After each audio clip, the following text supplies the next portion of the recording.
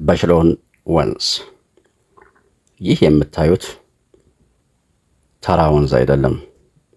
የኢትዮጵያ ታሪክ የተገነባበት አጼ ቴዎድሮስ የተዋደቁለት መቅደላ አምባ ታኮ የሚፈስ ለታላቁ አባይ ጉልበት የሚሆን ግርማ ሞገስ ያለው ወንዝ ነው በሽሎን። በዛ ስንቀሳቀስ ባገኘሁት መረጃ ከዚህ በታች እንደሚከተለው ያሳያለሁ።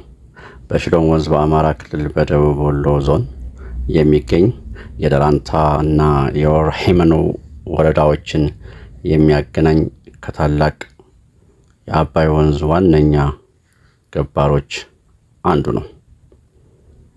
መነሻን ስናይ ወንዙ ዋነኛ መነሻው ከአምባሰል ተራራዎች ከደራንታና ከወገዲ ከፍተኛ ቦታዎች በሚወርዱ የጅረቶች ስብስብ ነው። አቅጣጫው በሰሜን እና በደቡብ ወሎ አዋሳኝ አካባቢዎች እየፈሰሰ ወደ ደቡብ ምዕራብ አቅጣጫ ይጓዛል። መጋጠሚያዎቹን በተመለከተ በመጨረሻም ኃይለኛውን ሸለቆ አቋርጦ አባይ ወይም ብሉ ናይል ወንዝ ይገናኛል። መልክዓ ምድሩ እንደምትመለከቱት በሸለቆ ወንዝ የኢትዮጵያ ግራንድ ካይን ተብሎ የሚጠራው ያለ ምክንያት አይደለም። የወንዙ ሸለቆ ከአካባቢው ከፍተኛ ቦታዎች አንጻር ሲለካ ከ1000 እስከ 1500 ሜትር ጥልቀት ያለው ሲሆን ከላይ ካለው አምባ ተነስተን ወንዙ ጋር ለመድረስ የ1000 ሜትር ቁልቁል መውረድ ይጠበቃል። በጂኦሎጂ ጥናት ወንዙ ቪ ሼፕ ቫሊ የሚፈጥረው ሸለቆ ቪ ሼፕ ቫሊ ያሰኘዋል። ይህም ወንዙ እጅግ ኃይለኛ በመሆኑ ለዘመናት ተራራውን ሰንጥቆ ያለፈ መሆኑን ያሳያል። ለዘመናት ወንዙ ወደ 200 ኪሎ ሜትር የሚጠጋ ርዝመት ሲኖረው የተፋሰሱ ስፋት ደግሞ ከ13000 ስኩዌር ኪሎ ሜትር በላይ ይሸፍናል። ይህ ወንዝ ለም አፈርን ወይም ዘሲልት ከፍተኛ መጠን ያለውን ለም አፈር ይዞ ወይም ተሸክሞ የአባይ የጀርባ አጥንት እየተባለም ይጠራል። ለታችኛው ተፋሰስ ሀገራት የሚደርስ ለም አፈሩን ዋነኛ ምንጭ ሆኖ ሲያገለግል ቆይቷል። በሽሎን ወንዝ ታሪካዊ ፋይዳው ሂስቶሪካል ኮንቴክስትን ያየን እንደሆነ በሽሎ ወንዝ በኢትዮጵያ ታሪክ ውስጥ ትልቅ ስፍራ አለው። የመቅደላ ጦርነት ጀነራል ናፒየር በ18 ውስጥ የእንግሊዝ ጦር አጼ ቴዎድሮስን ለመውጋት ሲመጣ ትልቁ ፈተናውን ይሄው አስፈሪ የበሽሎን ሸለቆ ነበር የነበረበት። ወታደሮቹ ከነከባድ መሳሪያቸው ቁልቁል ወርደው ደግሞ መመለስ ወደ መቅደላ ለመውጣት የነበረባቸው ስቃይ እንደነበረ በታሪክ መዝገብ ይገኛል። እጅግ አስፈሪ ጉዞም ነበር።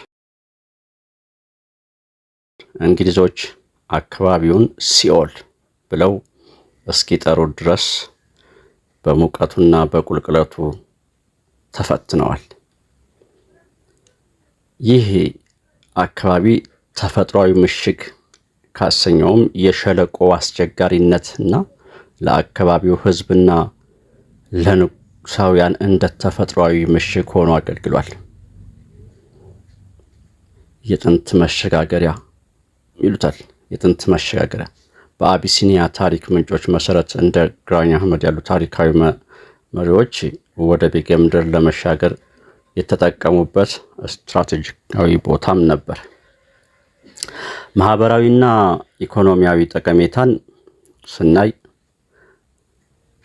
ምንም እንኳን ሸለቆው ጥልቅ ቢሆንም በወንዙ ዳርቻ ላይ በመስኖ ልማትና የተለያዩ ሰብሎችን፣ ፍራፍሬዎችን የማምረት አቅም ያለው በአሁኑ ወቅት ደግሞ ወሎን ከጎጃም በሳይንት በኩል የሚያገናኝ 352 ሜትር የሚረዝም ዘመናዊ ድልድይ ተገንብቶለታል።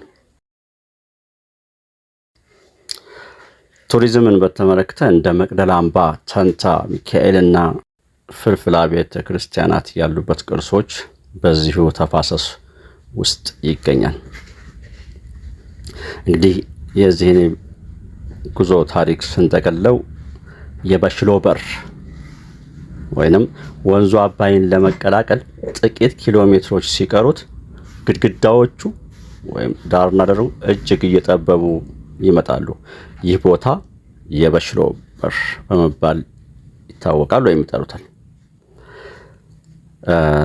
በክረምት ወንዝ ከፍተኛ የሆነ አሁን እንደሚታየው ሳይሆን ከፍተኛና ኃይለኛ ውሃ ሞልቶ ይፈስበታል በሽሎን። ለዛሬው ወደ ወረሂመኑ ሳደርግ ባየሁት ትንሽዬ የካሜራ ቀረጻ ይህንን ይመስላል።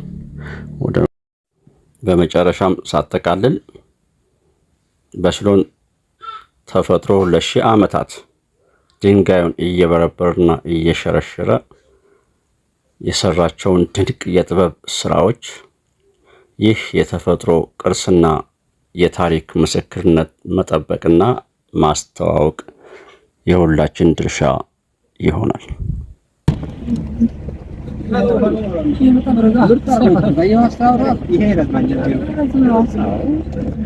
ይሄ ድልድይ ነው።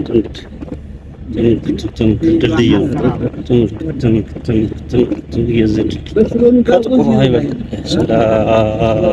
ይሄ ሁሉ ድልድይ ነው። ድልድይ ይሄን